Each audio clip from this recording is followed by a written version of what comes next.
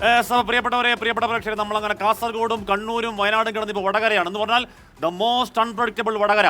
ഇവിടെ കടത്തനാടൻ അങ്കത്തട്ടങ്ങനെ തിളച്ചുമറിയലാണ്. ചൂടിനൊപ്പം കേരള ചരിത്രത്തിൽ ആദ്യമായി സിറ്റിംഗ് MLA-മാർ നിൽക്കുമ്പോൾ ബൈ ഇലക്ഷൻ എവിടെയാണത്? മട്ടന്നൂരാണോ, പാലക്കാടോ? ചോദ്യം. ഷാഫിയാണോ, ടീച്ചറാണോ? ചോദ്യം. BJP-ക്ക് എത്ര വോട്ട്? അങ്ങനെ കുറേ അധികം ചോദ്യങ്ങളാണ്. അപ്പോൾ ഒരിക്കൽ കൂടി സ്വാഗതം എക്സൈറ്റിംഗ് വടകരയിലേക്ക്. ഇവിടെ രാഷ്ട്രീയം പറയാം.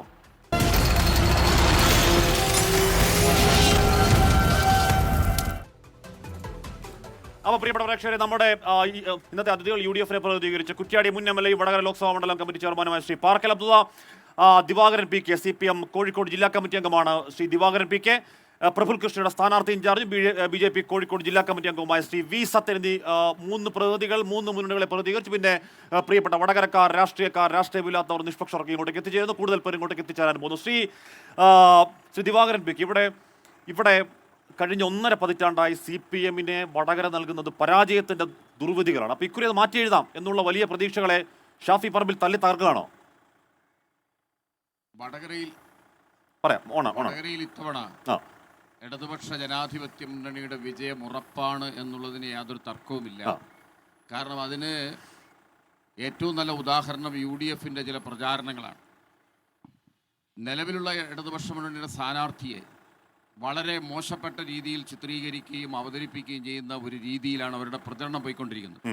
യഥാർത്ഥത്തിൽ കേരളവും ഇന്ത്യയും നേരിടുന്ന പൊതുവായ രാഷ്ട്രീയ പ്രശ്നങ്ങൾ ചർച്ച ചെയ്യേണ്ടുന്ന ഒരു തെരഞ്ഞെടുപ്പ് വേദിയിൽ വളരെ ചുരുങ്ങി വ്യക്തിപരമായ അധിക്ഷേപങ്ങളിലേക്ക്, കോവിഡ് കള്ളി എന്നൊക്കെ പറഞ്ഞുകൊണ്ട് വ്യാപകമായ രൂപത്തിൽ വ്യക്തിഹത്യ നടത്തുന്ന രീതിയിലേക്ക് പോകുന്നത് ന്യായം പറയാൻ ഒന്നുമില്ലാത്തത് കൊണ്ടാണ്. അത് ഭംഗ്യന്തരേണ ഇടതുപക്ഷ ജനാധിപത്യ മുന്നണി സ്ഥാനാർത്ഥി സഖാവ് KK ശൈല ടീച്ചറുടെ വിജയം അവർ തന്നെ സമ്മതിച്ചിരിക്കുന്നതിൻ്റെ തെളിവാണ്. അതുകൊണ്ട് ഞങ്ങൾ 100% ഉറപ്പിലാണ് ഇത്തവണ ഇടതുപക്ഷ ജനാധിപത്യ മുന്നണിയുടെ വിജയം വടകരയിൽ ഉറപ്പാണ്. ഉറപ്പായി. എന്തായാലും അങ്ങനെ വ്യക്തിഹത്യ നടത്തിക്കൂടാ, ആരെയും നടത്തിക്കൂടാ, അത് ശരിയാണ്. പക്ഷേ കുറച്ചുകൂടി വിശാലമായ രാഷ്ട്രീയത്തിൽ നോക്കുകയാണെങ്കിൽ ഇവിടെ ജയിക്കുന്നത് ടീച്ചറാണെങ്കിലും ലോക്സഭയിലേക്ക് പോയാൽ മോഡി, രാഹുൽ എന്ന 2 ഓപ്ഷൻ വന്നാൽ ടീച്ചർ കൈവക്കുക ആർക്ക് വേണ്ടിയാണ്? രാഹുൽ ഗാന്ധിക്ക് വേണ്ടിയാണല്ലേ? അവർ കോൺഗ്രസ് സ്ഥാനാർത്ഥി ജയിച്ചാൽ പോരെ ഇവിടെ? അതെ, അതാണ് പറയുന്നത്. അത്തരമൊരു പ്രചാരണമാണ് ഇപ്പോൾ കേരളത്തിലാകെ മീഡിയാസും അതുപോലെ തന്നെ UDF നടത്തിക്കൊണ്ടിരിക്കുന്നത്. ഞങ്ങളെ സഹായിക്കാനല്ലേ അങ്ങോട്ട് വരുന്നത്. ഞങ്ങളെ സഹായിക്കാൻ എന്ന് പറഞ്ഞുകൊണ്ട് അങ്ങോട്ട് വരുന്ന ആളുകളുടെ എണ്ണം കഴിഞ്ഞ തവണ കുറഞ്ഞു പോയത് കൊണ്ട് ഈ രാജ്യത്തിനകത്തെ രാഷ്ട്രീയ നയം BJP-ക്ക് തോന്നിയതുപോലെ നടപ്പാക്കാൻ കഴിഞ്ഞു.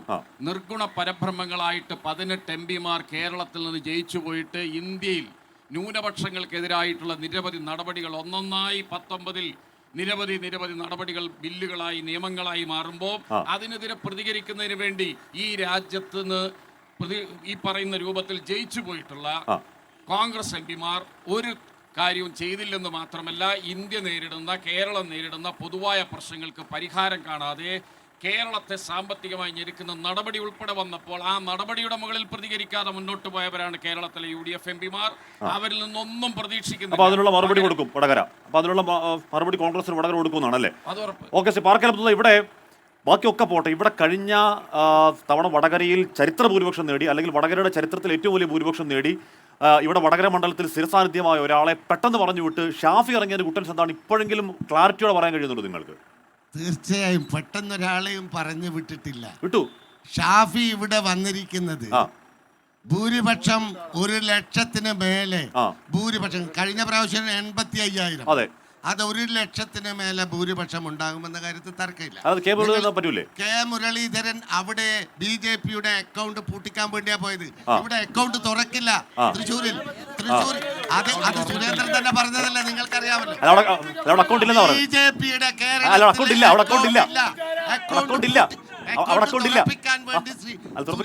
അക്കൗണ്ട് തുറപ്പിക്കാൻ വേണ്ടി സുരേന്ദ്രനും CPM സുരേന്ദ്രന്റെ കഴിഞ്ഞ ആഴ്ചത്തെ പ്രസ്താവനയുണ്ട്. പാലക്കാട് ഷാഫി ഒരു ബൈ ഇലക്ഷൻ വരില്ല. അതിന്റെ അർത്ഥം എന്താ? വടകരയിൽ തോൽക്കുമെന്ന് പറയുന്നത് ആരാ? CPM അല്ല പറയുന്നത്. കെ സുരേന്ദ്രൻ BJP-യുടെ സംസ്ഥാന പ്രസിഡന്റ് പറയാണ് വടകരയിൽ ഷാഫി തോൽക്കും. വ്യക്തിഹത്യ വടകരയിലെ ജനങ്ങൾക്കറിയാം. വടകര CPM എത്രമാത്രം താഴോട്ട് വന്നു. വടകരയിൽ UDF വടകരയിൽ CPM-നെ വ്യക്തിഹത്യ നടത്തുന്നു എന്ന ഒരു പരാതി വന്നത് തന്നെ വടകരയിൽ ഷാഫി ജയിച്ച് കീഴടക്കുമെന്ന് വിവരം ഉൾക്കൊള്ളുന്നു. ഞങ്ങൾ പറയട്ടെ, ഒരു കാര്യം ഞാൻ നിങ്ങളോട് പറയട്ടെ. കോടതി പറഞ്ഞ ഒരു കാര്യമുണ്ട്. ദുരന്തങ്ങളെ അഴിമതിക്കുള്ള മറയാക്കരുത്. ഇത് ഞങ്ങളെ നല്ല രാഷ്ട്രീയമായിട്ട് പറയാലോ. ഞാൻ പറയാം, നല്ല രാഷ്ട്രീയമായിട്ട് പറയാലോ. ഇപ്പൊ കോവിഡുകളിലെ പരാമർശം സ്ത്രീവിരുദ്ധമാണ്. ഞങ്ങളാരും കോവിഡ് കള്ളി എന്ന് ആരെയും വിളിച്ചിട്ടില്ല. നിങ്ങൾ കാണേണ്ടത് കോവിഡിൽ അഴിമതി ഉണ്ടായിട്ടുണ്ട്. ആ അഴിമതി മറിച്ചു വെക്കാൻ 450 രൂപക്ക് വാങ്ങിയ കെയ്റോൺ കമ്പനിയിൽ നിന്നാണ് സാധാരണ കിറ്റ് വാങ്ങാറ്, PPE കിറ്റ്. അതിന് 450 രൂപയാണ് കൊടുക്കാറ്. ഒരു ദിവസം രാവിലെ ഇതൊന്നും അങ്ങനെ വിളിക്കാനുള്ള ന്യായമല്ല. അങ്ങനെ വിളിക്കാനുള്ള ന്യായമല്ല. ആരും വിളിച്ചില്ല, അങ്ങനെ വിളിച്ചിട്ടില്ല. 1350 അല്ല ശ്രീ വി സത്യൻ, ഇവിടെ കെ സുരേന്ദ്രൻ പറഞ്ഞത് പാലക്കാട് ബൈ ഇലക്ഷൻ ഉണ്ടാവില്ല എന്നാണ്, അല്ല മട്ടന്നൂരിൽ ബൈ ഇലക്ഷൻ ഉണ്ടാവില്ല എന്നുള്ളതാണ്. നിങ്ങളുടെ BJP-യുടെ പോയ വർഷത്തെ വോട്ട് നിങ്ങൾക്ക് ഇത്തവണ കിട്ടുന്ന ഉറപ്പുണ്ടോ? ഒന്നുകൂടെ നേർക്ക് ചോദിച്ചാൽ BJP വോട്ട് മറിക്കുമോ? അങ്ങനെ ആരോപണമുണ്ട്. അങ്ങനെ ആരോപണങ്ങൾ പലതും ഉന്നയിക്കാം. 400 സീറ്റായിട്ട് അല്ലെ 400 സീറ്റ് പ്രാവശ്യം പിടിക്കുന്നുള്ളൊരു പ്രഖ്യാപനമായിട്ടാണ് നരേന്ദ്രമോദി സർക്കാർ മുന്നോട്ട് പോകുന്നത്. എൻ്റെ വലതു ഭാഗത്തേക്ക് നിന്ന് ഇടതുപക്ഷക്കാർ 4 സീറ്റ് പിടിക്കാനും കോൺഗ്രസ്സുകാർ 40 സീറ്റ് പിടിക്കാനും ഞങ്ങൾ 400 സീറ്റ് ജയിക്കാൻ വേണ്ടിയാണ് മത്സരിക്കുന്നത്. 543 സീറ്റിലും നരേന്ദ്രമോദിയാണ് മത്സരിക്കുന്നത്. നരേന്ദ്രമോദിന്റെ പ്രതിനിധിയാണ് പ്രഫുൽ ഇവിടെ മത്സരിക്കുന്നത്. കഴിഞ്ഞ ദിവസം ഒരു പ്രധാന പത്രം പറഞ്ഞത് 22% വോട്ട് വടകര BJP കിട്ടുന്നത്, 2 ലക്ഷത്തിന്റെ മുകളിൽ വോട്ട് കിട്ടുന്നു. ഞങ്ങളല്ല പോയ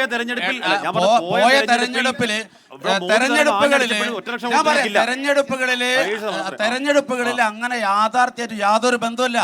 ത്രിപുരയിൽ 2014 2 സീറ്റിൽ CPM അയച്ച 64% വോട്ടില്, 2018 0.5 വോട്ടില് BJP 3-2 ഭൂരിപക്ഷത്തിൽ ജയിച്ചു. ത്രിപുരയിൽ ജയിച്ചു, CPM-ന്റെ കോട്ടയിൽ ജയിച്ചു, ബംഗാള് 100 സീറ്റിൽ ജയിച്ചു. അവിടെയൊക്കെ 0.5 വോട്ടായിരുന്നുള്ളത്.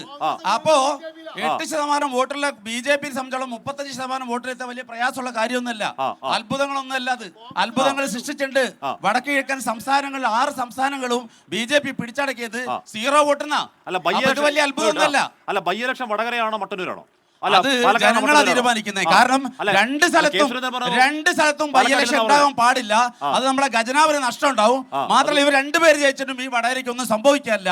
കാരണം കഴിഞ്ഞ പ്രാവശ്യം UDF ജയിച്ചിട്ട് ഈ പ്രാവശ്യം ഇടുന്ന പറക്കുന്ന കാഴ്ച കണ്ടേ തൃശ്ശൂരേക്ക്.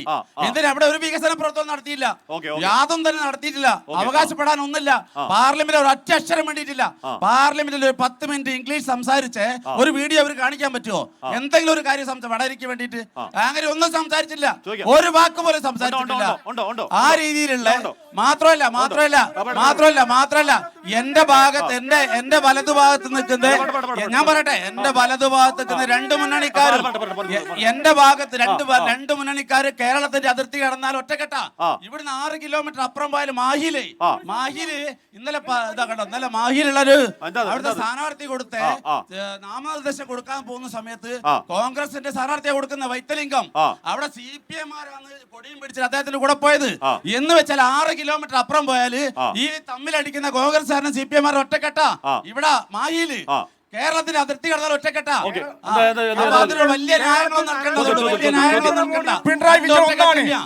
സംസ്ഥാനത്ത് രാഹുൽ ഗാന്ധിയെ വേണമെന്ന് CPM പറയുന്നു. കേരളത്തിൽ നരേന്ദ്രമോദിയും പിണറായിയും ഒന്നാണ്. മറുപടി അല്ല, ഞാൻ പറഞ്ഞ ആ വോട്ടർ പറയായിരുന്നു കേരളത്തിൽ നരേന്ദ്രമോദി പിണറായി ഒന്നാണെന്ന് പറയാണ്. ഇവിടെ പൗരത്വ ഭേദഗതി ആവർത്തി ചർച്ചയാക്കാണ് പിണറായി വിജയൻ. മാത്രമല്ല CAA-യിൽ കോൺഗ്രസ് ഒന്നും ചെയ്തില്ല എന്ന് വെറുതെ പറയാണ്. അവർ ചെയ്തിട്ടുണ്ട്, അവർ ഭേദഗതി നിർദ്ദേശം കൊണ്ടുവന്നിട്ടുണ്ട്, അവർ വോട്ട് ചെയ്തിട്ടുണ്ട്, എല്ലാം ചെയ്തിട്ടുണ്ട്. എന്നിട്ടും ഇല്ലാത്തത് പറയാമോ? നരേന്ദ്രമോദിയുടെ കൂടെയാണ് പിണറായി വിജയൻ എന്ന് പറയുന്ന ആളുകൾ ഒരു കാര്യം ഒന്ന് വ്യക്തമാക്കിയാൽ മതി. എന്തിനാണ് പിന്നെ കേരളത്തെ ഇങ്ങനെ ഞെരുക്കുന്നത്? 57,000 കോടി തരുന്നില്ല പറയുന്ന സംസ്ഥാനത്തെ ഗവർണർ ആരിഫ് മുഹമ്മദ് ഖാൻ. ആരിഫ് മുഹമ്മദ് ഖാൻ എന്തിനാണ് ഈ കേരളത്തെ ഞെരുക്കുന്നത്? പിണറായിക്ക് മോഡിയോട് താല്പര്യമുണ്ടെങ്കിൽ ഈ പറയുന്ന ബില്ലുകളെല്ലാം എന്തിനാ രാഷ്ട്രപതിക്ക് അയച്ചത്? കേരളത്തോട് കാണിക്കുന്ന ഈ ചരിത്രത്തിലെ ഏറ്റവും കടുത്ത അവഗണനയാണ് കേരളത്തോട് കാണിച്ചുകൊണ്ടിരിക്കുന്നത്. അങ്ങനെയുള്ള ഒരു സംസ്ഥാനത്തെ എങ്ങനെയാണ് ബി.ജെ.പിയുമായി അലയൻസ് എന്ന് പറയുന്നത്? യാതൊരു ന്യായവുമില്ല. ഈ നാട്ടിലെ ഒരു മിനിറ്റ്, ഈ നാട്ടിലെ ബി.ജെ.പിയും കോൺഗ്രസും ചേർന്നിട്ടാണ് തെരഞ്ഞെടുപ്പിന് വേണ്ടി വലിയ രൂപത്തിൽ ഇലക്ട്രൽ ബോണ്ട് എന്ന് പറയുന്ന അഴിമതിയിൽപ്പെട്ടിരിക്കുന്നത്. അതുകൊണ്ട് ഇവർ തമ്മിലുള്ള അഡ്ജസ്റ്റ്മെന്റിന്റെ ഭാഗമാണ് ഞങ്ങൾ തമ്മിൽ ഇവിടെ തമ്മിൽ അഡ്ജസ്റ്റ്മെന്റ് ആണെന്ന് പറയുന്നത്. ആ അഴിമതി പുറത്താവാൻ പാടില്ല. കോൺഗ്രസിന്റെ പ്രതിനിധി ഇവിടെ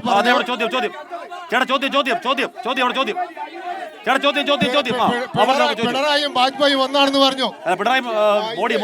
മോഡിയോ ഇന്നലെ അരുണാചൽ പ്രദേശത്ത് നിന്ന് പറയുന്ന സംസ്ഥാനത്ത് 5 സീറ്റില് കോൺഗ്രസിന് ആളില്ലാത്തത് കൊണ്ട് ബി.ജെ.പി ആരുമില്ലാതെ തെരഞ്ഞെടുക്കപ്പെടുന്ന അവസ്ഥയാ പോലെ. ബി.ജെ.പി കോൺഗ്രസ് എവിടെയാണല്ലോ പറയൂ. ഇവിടുന്ന് ജയിപ്പിച്ചു വിടുന്നവർ ബി.ജെ.പിയിലേക്ക് പോകില്ലെന്ന് ഉറപ്പുണ്ടോ എന്നാ ചോദ്യം. അതിന്റെ മലയാളം ഇവിടെ എവിടെയാണ് ബി.ജെ.പിയിലേക്ക് പോകും എന്ന് പറയുന്നത്? CPM-ന്റെ പരാജയ ഭീതിയിൽ നിന്ന് പരാജയ ഭീതിയാണ്. എവിടെയാണ്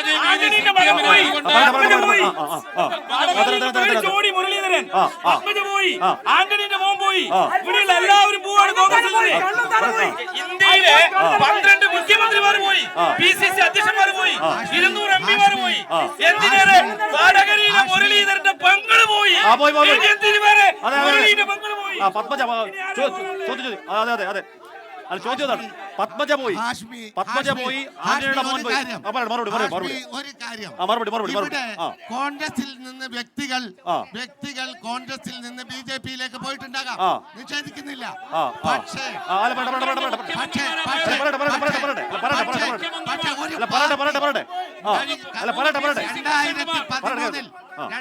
2013 അണ്ണാ ഹസാരെ മുന്നണിയെ പുറത്താക്കാൻ വേണ്ടി അണ്ണാ ഹസാരെ അവിടെ സത്യാഗ്രഹം കിടന്നപ്പോ അതിന് പിന്തുണ പ്രഖ്യാപിച്ച് ഒരു പാർട്ടി മെഷീനറി ഇന്ന് RSSന് അധികാരത്തിലേറ്റാൻ അരുൺ ജെയ്റ്റ്ലി ഉൾപ്പെടെ മോഡി ഉൾപ്പെടെയുള്ള ആളുകളെ ആ സ്റ്റേജിൽ ഇരുത്തി അണ്ണാ ഹസാരയുടെ സ്റ്റേജിൽ CPM-ന്റെ പ്രകാശ് കാരാട്ട് ഒരു പ്രഖ്യാപനം നടത്തി. ഇന്ത്യയെ തിരിച്ചു പിടിക്കാൻ, കോൺഗ്രസിനെ എതിർക്കാൻ, അതിനു വേണ്ടിയാണ് ഈ സമരം.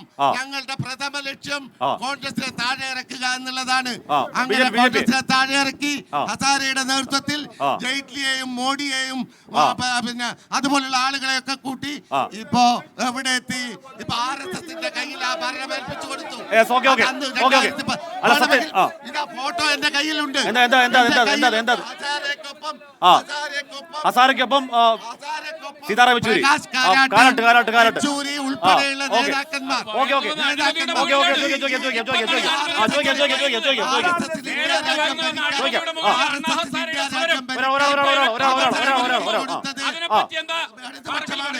ഇടതുപക്ഷം എന്താ ചെയ്തത്?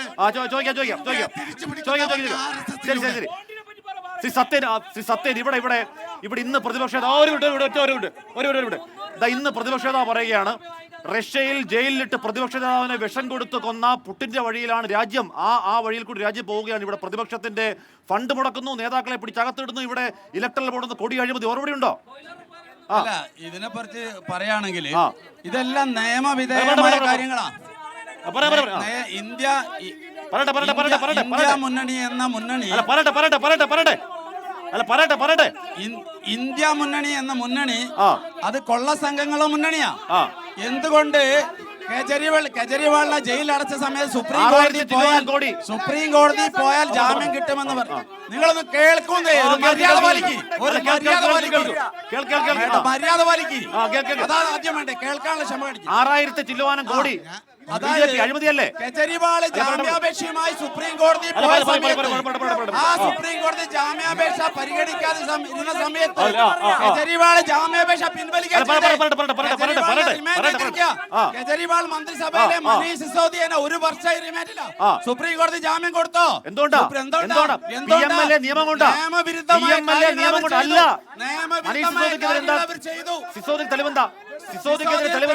സുപ്രീം കോടതി പറഞ്ഞു.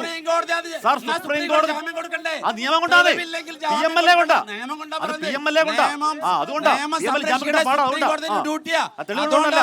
അതുകൊണ്ടാണ് ജാമ്യം കൊടുക്കാത്തത്. തമിഴ്നാട്ടിലൊരു മന്ത്രി ജയിലില്ല, തെലങ്കാനയിലൊരു മന്ത്രി ജയിലില്ല.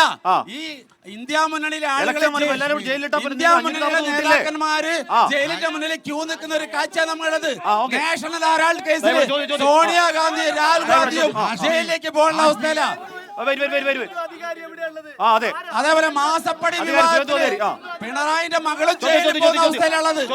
ഇന്ത്യ മുന്നണിയിലെ ആളുകള് ജയിലിന്റെ വാതിലേക്ക് പോകുന്ന അവസ്ഥയുള്ളത്. ക്യൂ നിൽക്കുന്ന അവസ്ഥയുള്ളത്. കൊള്ളക്കാരുടെ സംഘമാണ് ഇന്ത്യ മുന്നണി.